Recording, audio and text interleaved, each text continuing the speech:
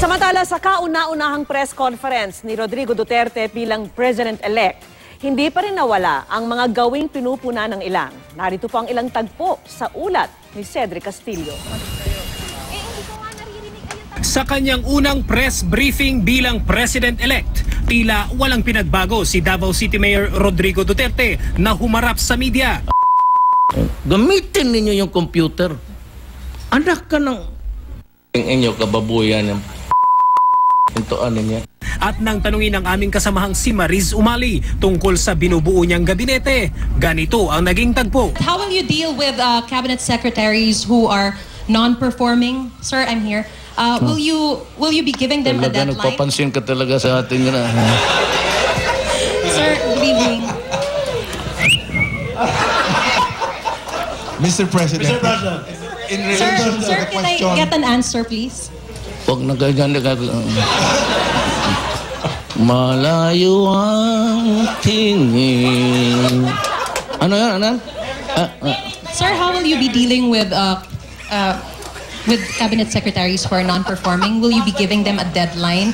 Like, for example, 6 months to perform, and if they do not give you No, this lahat ito, performance? fortunately for me,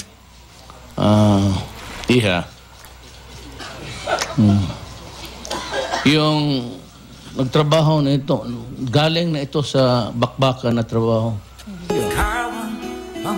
Matapos patugtugin ang kanyang campaign jingle sa panulat ng kaibigang si Freddy Aguilar, ang aming team naman ang tila napagdiskitahan. No more question.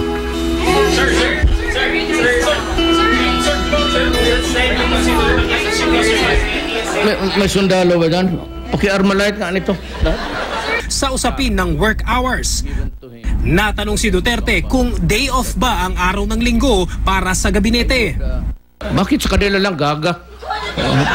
Pati sa ako pala. Tama, tumahimik ka dyan. Hindi na bago sa mga nagko-cover sa bagong halal na Pangulo ang ganitong mga tagpo na magkahalong biruan at pataasan ng boses habang nag-i-interview. Sa isang press conference bago ang kanyang proklamasyon, sinabi ni Duterte na dapat masanay ang media sa kanyang kilos at pananalita. Mismong ang President-elect din ang nagsabi na hindi lahat ng kanyang sinasabi ay dapat paniwalaan.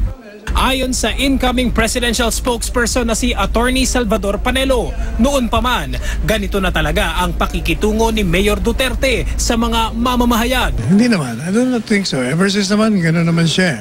Diba? Very playful and very truthful. Mula rito sa Davao City, Cedric Castillo, nakatutok, 24 oras.